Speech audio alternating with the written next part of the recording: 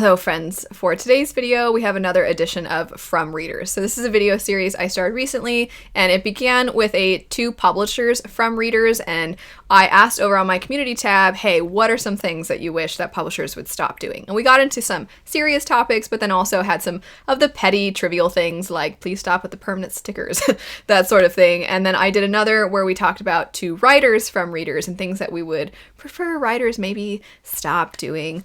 And the day that this goes up, the next version of this video is going to be similar to the one I just mentioned. It's two writers from readers, please stop, but it's going to be a romance edition. You do not have to be a romance reader or a fantasy romance reader to engage in that conversation.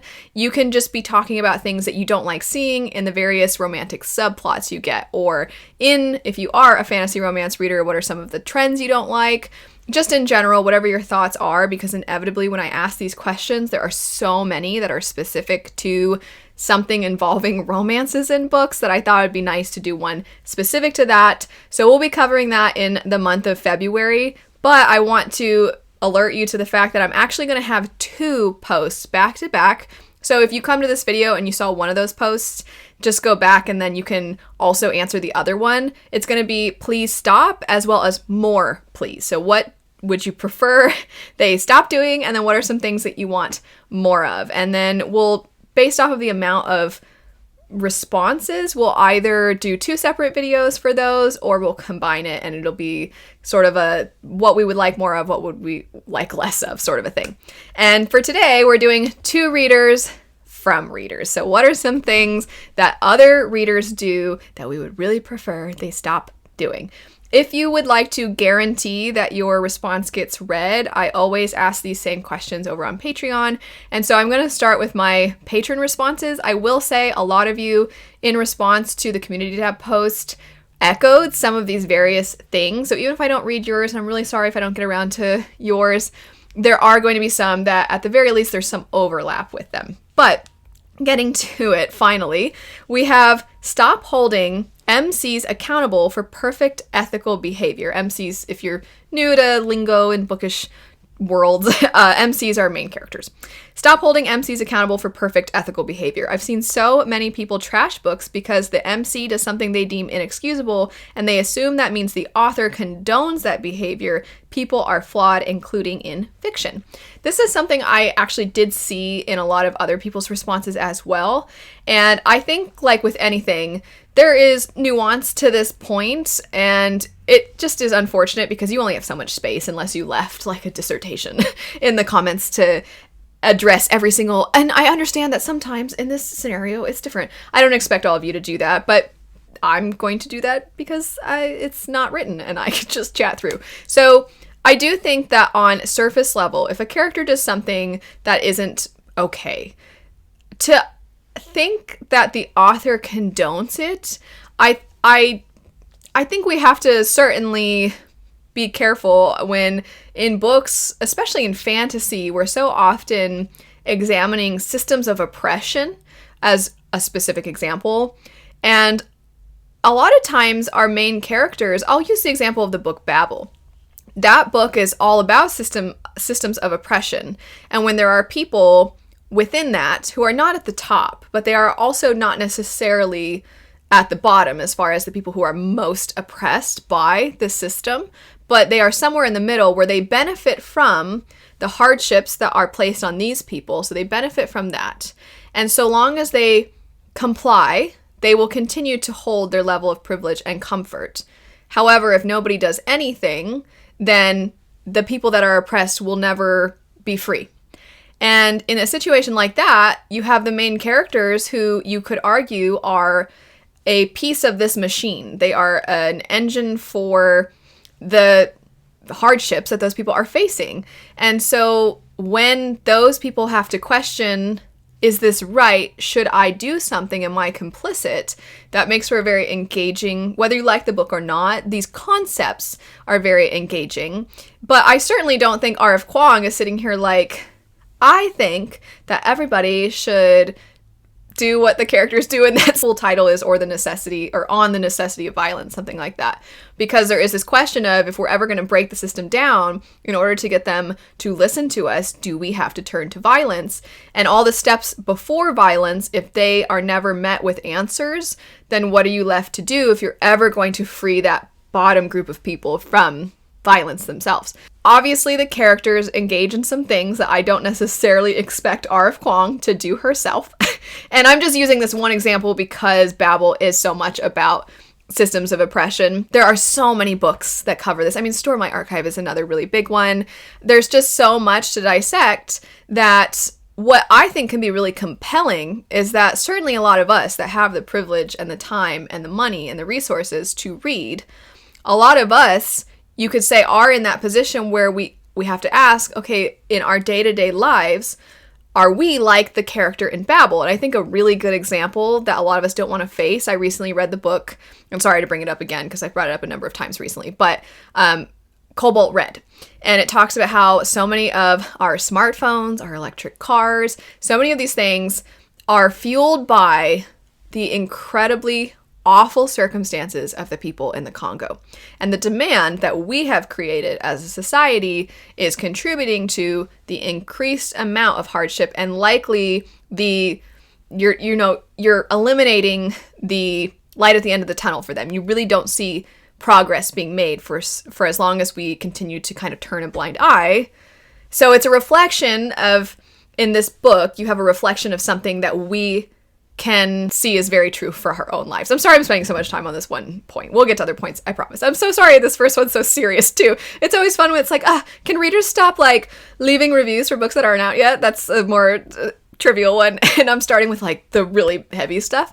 It's your fault, Dan. Dan's like the nicest person, by the way. But anyway, so I think, yes, we have to be really mindful of trying to decide that what is transpiring in the book literally means that that's what the author thinks. I could have used the example of Yellowface also by R.F. Kuang, because the characters in that are awful, and that character cherry picks points from like progressive or conservative thinking. Whatever suits her in the moment, she's going to pick at those things. And I certainly don't think R.F. Kuang aligns herself exactly with that character. And you're in that character's head, you're with that character. I think she is just kind of capturing this like cartoonish, villainous type of everyday woman, and I don't think that that's what R.F. Kuang is like. I also think if we want picture perfect characters, that can be kind of boring and unrealistic. That's not it doesn't feel like a real person. I do think that there's an argument to be made that nowadays our morally gray characters are just villains, and you don't actually see kind of normal morally gray people, and I'm a fan of having more of that. I'm also a fan of like having those inspiring characters where they experience hardship, they have doubts, they have fears, but they push through that anyway for what they think is right. I think those kinds of characters are a little out of fashion at the moment, and I think as readers maybe we could collectively be like, we want more of that. But all that to say, I do think sometimes when authors have a pattern of writing things a certain way, you start to kind of side eye. So if there's an author that inevitably always puts stuff that's weirdly sexist or weirdly racist in their books, I don't know that I would just be like, well, the author doesn't condone it, because examining like, why is this always here? Why? And it doesn't feel like it's commentary. It just kind of feels like, well, let's just throw in some casual racism, shall we? I think it's fair for reviewers and readers to be kind of like, okay, but how many times are we going to see this over and over again? In that way, I think it's completely fair for readers to point out, but I do think collectively, and speaking very generally, sometimes as a group, we can be a little bit on the extreme side. It's kind of an all or nothing thing, and I think as this whole 10-minute long conversation about this first point illustrates, is there's nuance. Finally, moving on. Don't judge people who enjoy a book you didn't like or thought was problematic. This one is also filled with nuance. I will not spend so much time on this. Sorry, Megan. It's not that I don't want to spend time on this. I just mean I have spent too much time already on just one prompt. Just like before, there's a lot that we could dissect with this. I think it's fair if somebody always likes books that are, and what is problematic, it's going to change from person to person, of course, but if somebody always likes books that pretty universally people are like, hey, you know, there's some questionable stuff in that, they always like those books and they never like the books where maybe it's countering those types of things.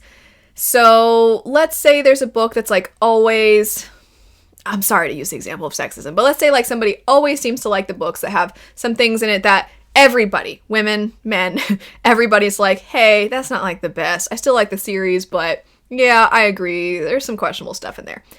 If the person always likes that, and then any book that's kind of dissecting sexism or has a female character who's experiencing it and pushing through it to become a heroic figure or something like that, if they're always like, I don't really like those kinds of things that are just like, I don't know, like women's stuff, bleh. I think it's fair to be like, you know, I might not really care about your opinion on books. I am of the mindset that if you don't agree with someone on the internet, just move on, because your comment's not going to change their mind. As far as leaving out the problematic portion of your comment, and it's just the don't judge people who enjoy a book you didn't like. I mean, I didn't like Fourth Wing, and I am not judging people who did.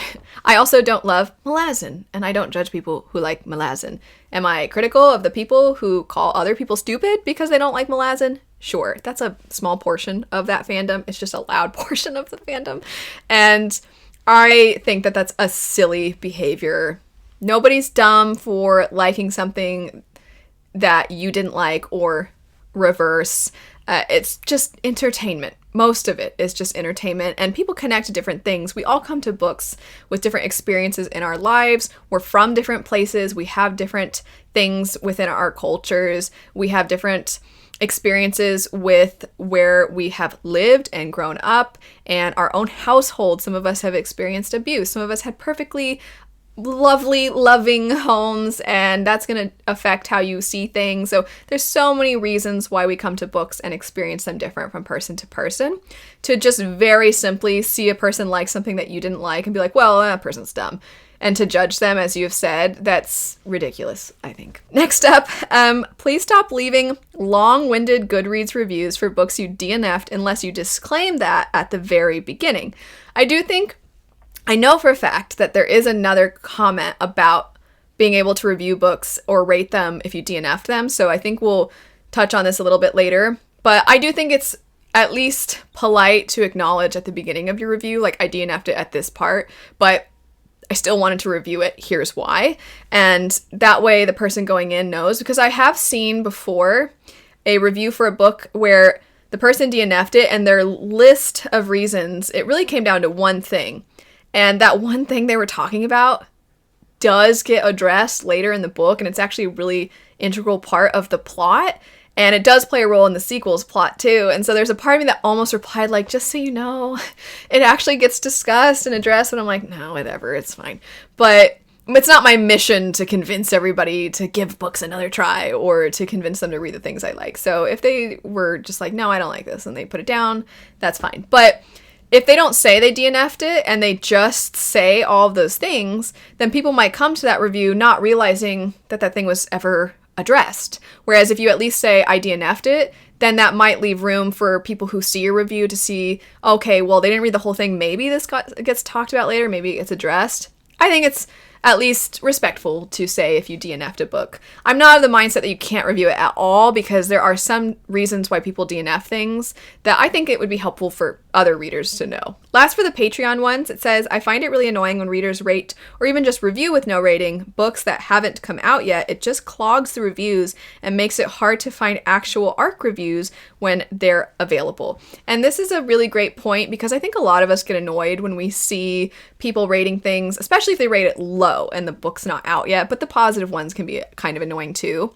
But the specific about ARCs is a good thing to highlight, because there are books that will get early reviews, but if all you see is, oh my gosh, if this doesn't happen in this book, I'll die, or like, if this person doesn't get with this person, and they're leaving those kinds of reviews, then the person who's taken the time to read the whole book and do a whole review for it, and you don't see it because you just see all of that stuff, yes, completely agree, it clogs it up. please don't do that. Write it in your notes. I guess that's what I don't understand.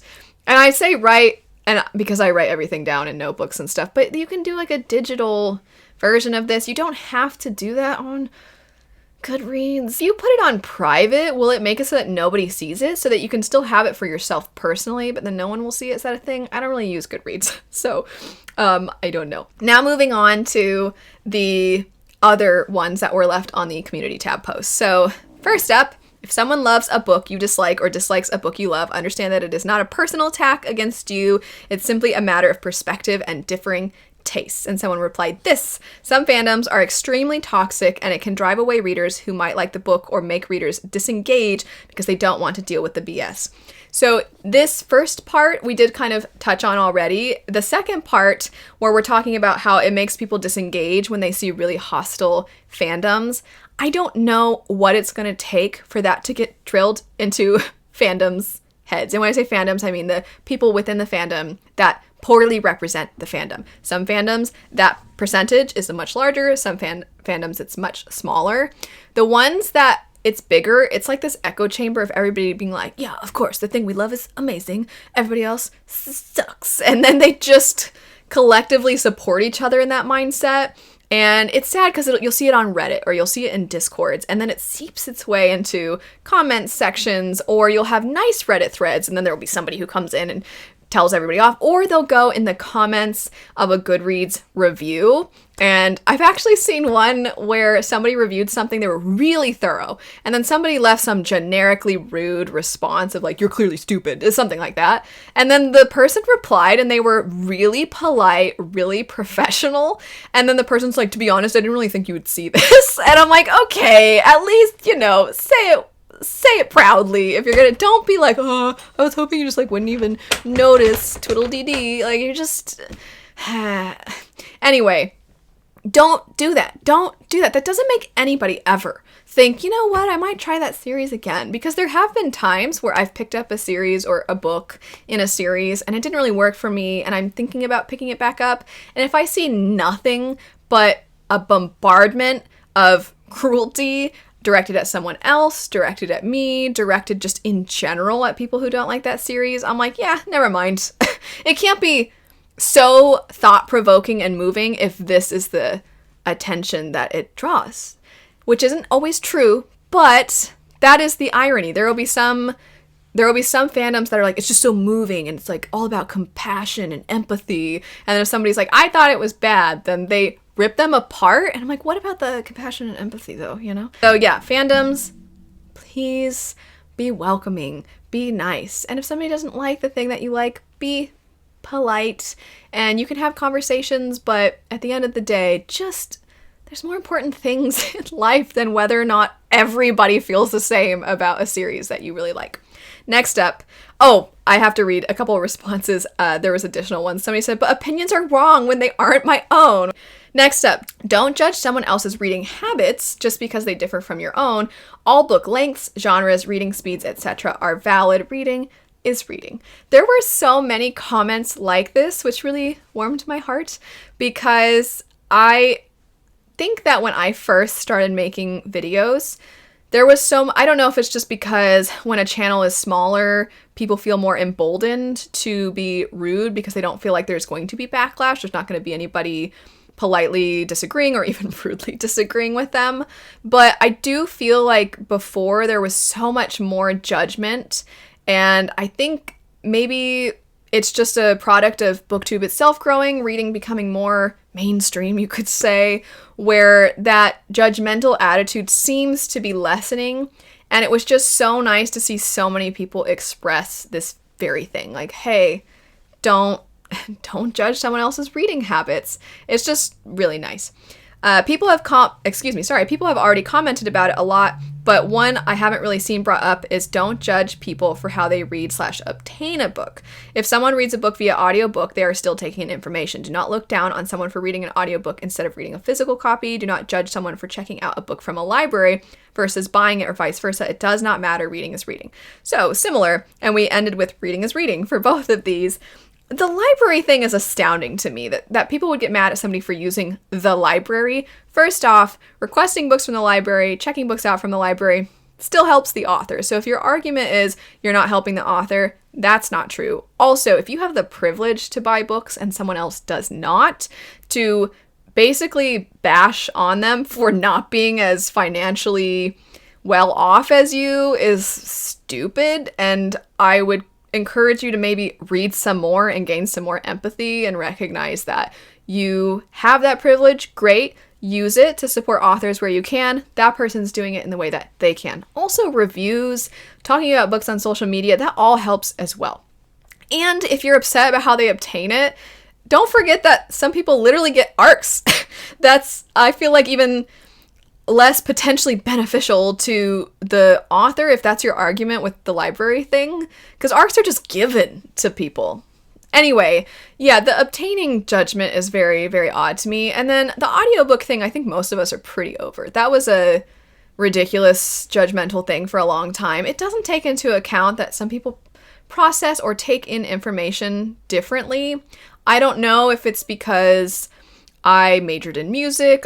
Maybe there's something that makes me more inclined toward hearing things, but audiobooks really are helpful for me.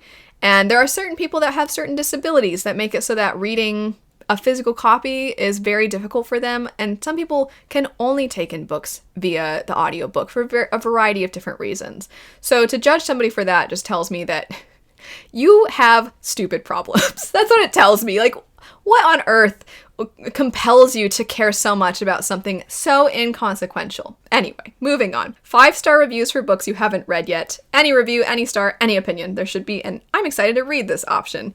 We definitely touched on this before about the clogging up spaces, but yeah, I don't love when people rate things, not just for books that you haven't read yet, but books you have no intention of reading. Some people will definitely do that.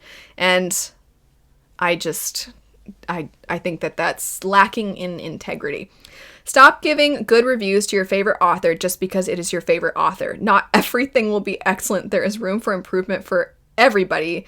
And then it says, looking at you, Sanderson fans. And then also somebody replied, also, don't rate the book lower because of the author. If you'd have given the book 5 stars if it were from a new to you no-name author, you should still give it 5 stars even if you like the other other work from the author slightly better.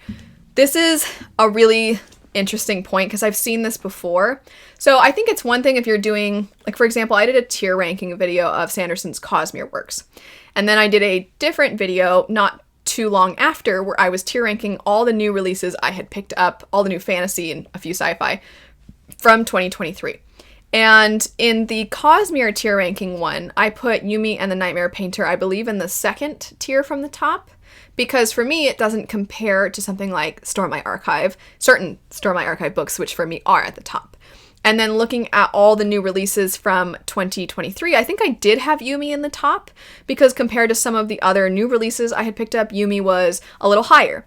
That's not in respects to an actual rating, though, because when I do tier rankings, I'm not saying like 1 star to 5 star. I'm just saying like in relation to the other books we're ranking. And I think the idea of I'll use the Sanderson because you brought up Sanderson fans. I'll use Sanderson as an example. I have literally seen people say, I would have given this 5 stars if it were a different author, but because I like some Sanderson books more, then it's actually more like and whatever other rating they end up giving it. I'm like, that doesn't compute in my head.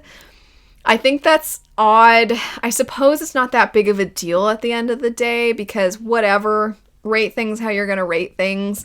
And if that's how you go about rating things for your own personal way of keeping track, then fine. I think it's odd to do it like that, personally. Because then that says like an author is being punished for writing really good books. That's what that says. As far as the opposite, like just giving it a high rating because it's an author you like, I'm not really a fan of that either. I'm not a fan of either way of going about what both of you described. Please stop doing this, review bombing for no particular reason, especially when you haven't read the book. I am never a fan of review bombing. Ever. I don't get it. I kind of understand if you want to leave no rating, but then leave something about like, this is why I have decided to XYZ, whatever, fill in the blank if you really feel the need, if you feel compelled to let people know. But don't rate it. Shaming other readers for liking a popular book. It's okay not liking a popular book, but not okay in shaming others to do that. Agreed. Pressuring other readers into liking the same books as you. People have different tastes and interests, and it's okay to like different things. Agreed. I don't know if I need to expand on that very much because I think that's all that needed to be said. Expecting characters to always make the most reasonable, logical decisions. People aren't always reasonable and logical decision makers, especially when they have a lot going on, are stressed, or are grieving. The characters I read about usually have good reasons to be making poor decisions some of the time. Yeah, I think that's completely fair, and I think when we expect characters to be absolutely perfect all the time, that's not realistic. I think it's fair to criticize characters if they're just genuinely so stupid, or if some of their decisions really irk you, really bother you. I, for example, can't stand characters that put other characters' lives at risk because of their own stupidity. And if they do that consistently and they never learn, then I'm like, I can't handle how dumb this character is. But then there are some characters that just they have been shown by the author. There's a lot there on page. Why maybe they're not very capable of making the most rational decisions. I think if the intention is to show how, grief affects decision making or how trauma affects decision making, and we just approach this like, why can't they just get over it and be normal? Then that's not really fair. And also it's not coming to the book with this mindset of empathy. And maybe the book's actually trying to show us that, and we're like, and then we get annoyed because we're like, I'm not entertained. So I think it's a matter of what the book has done, what its purpose is. And I also think it's fair to say, even though it made sense, it still really bothered me. I think that's fair. But to just completely disregard that human beings are flawed and we should want our characters to be that way too, I think that's approaching books kind of simplistically. This one says, describe or recommend books solely by their tropes. When someone recommends a book, I want to try and be surprised when I read it, and depending on the tropes, it'll take the fun out of discovering the story for me. Someone replied, yeah, I'm starting to dislike the trope trend. Authors are doing the same thing when promoting their books. I do feel kind of bad for authors when they're trying to promote their books because I'm sure they're encouraged to do it, and also it probably does directly relate to sales or at least interest in the book. There's one upside, because I'm with you, I don't really like trope marketing. There's one upside though, and it's kind of the reverse of what you just described, Ryan. It's kind of the reverse where you were saying you feel like you're spoiled sometimes, which is completely accurate. There are some where if people say something that's a trope in the book, you're like, well, now I know. But the flip side can be true, where for some people, they don't even want to read the synopsis. They just want here are a couple tropes you're going to get in this, because sometimes a synopsis can tell you half the book, or there will be a really exciting, interesting plot twist, or all of a sudden your expectations are flipped on their head that takes place 35% of the way through the book, and that gets negated because the synopsis already told you about that. So in that way, that can be a pro. Also, like I just said, it can be a pro if it actually does translate into sales for authors, because not every author is some big name, of course, but for the most part, I feel like it's just kind of a superficial, surface level way of marketing. Next up, dear readers, both positive and negative reviews are valid. Also, you disliking or liking a book doesn't have any bearing on whether the book is well written or not. It's normal to dislike a book that is categorically well written and like a book that has a few writing issues. It is okay to acknowledge both of these ideas. I really like this comment because there are times where I feel like the writing in a book is exceptional, but I didn't really care for the book. And that's true for so many people, and I don't have much else to add. I guess I'm just saying I agree with you.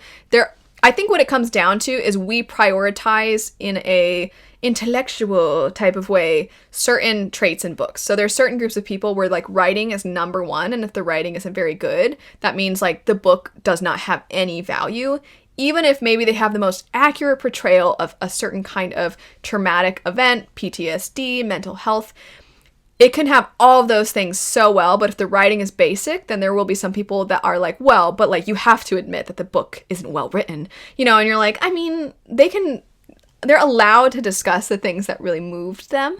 And so there can be this kind of snobbery that stems from that. On the flip side, there can be people that value entertainment so much in their books that they treat people who are not part of this camp, that aren't looking down, they just like good writing. There are people here that treat them like they're all snobs, and you're like, no, some people just genuinely love writing that feels poetic, that they are moved by the way in which an author uses words and language, and that's valid too. So just in general, recognizing that there's so many ingredients that make up books, and we connect to different ingredients, or from book to book, certain things just, they affect us differently. This one pops up so many times in the 1-star reviews videos I do.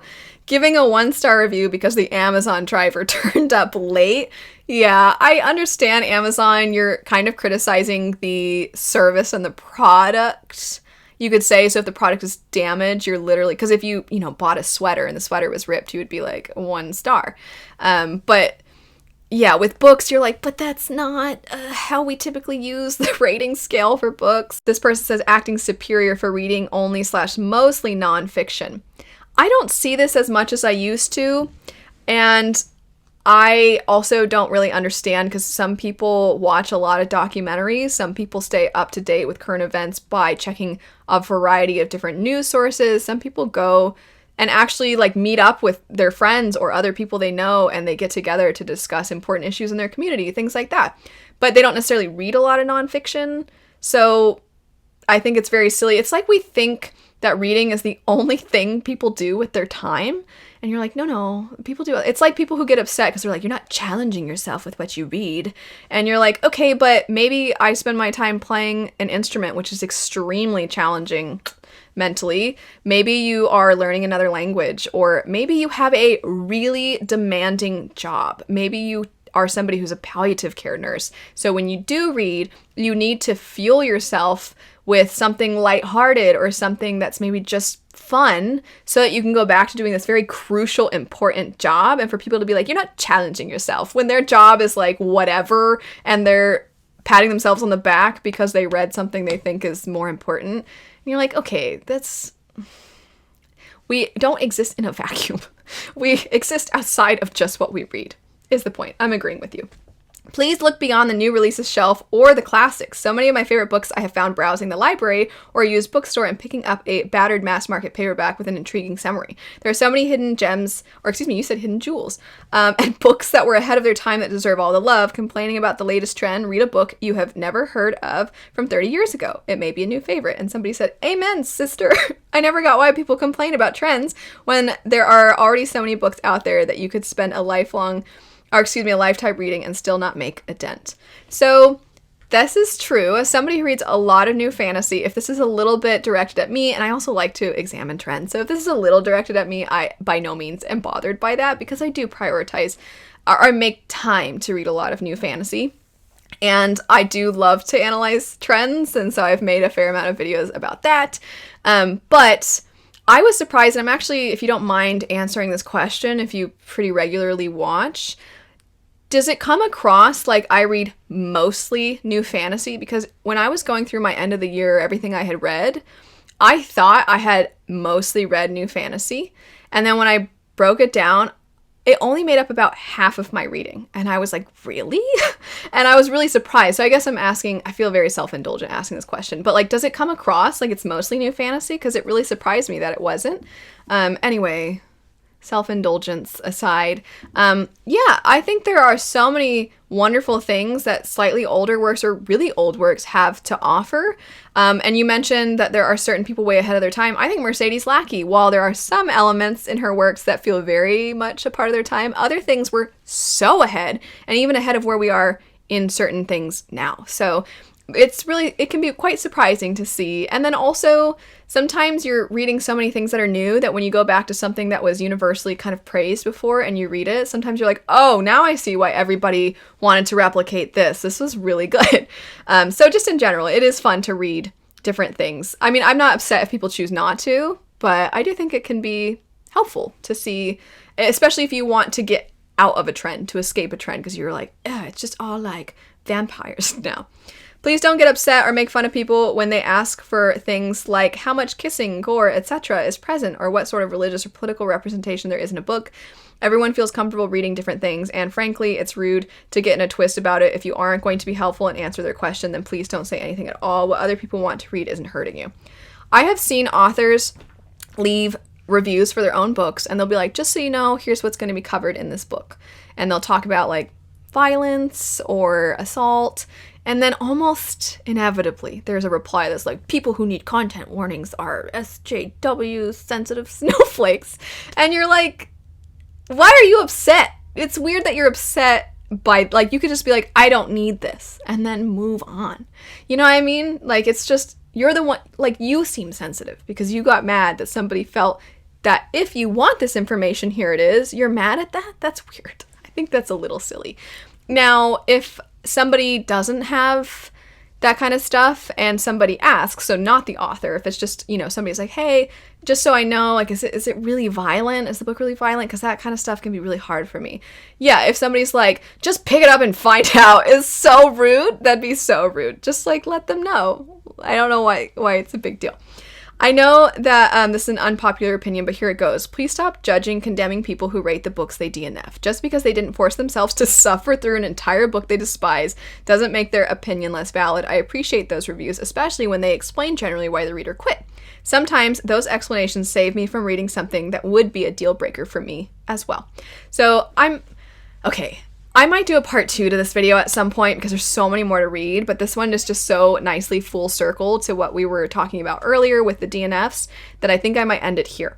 So I think there are certain things that it makes complete, if you start a book and the writing is just really not working for you, to be like, I really couldn't, and the plot could be amazing, but I tried this much of it, and here are some examples of what I'm talking about.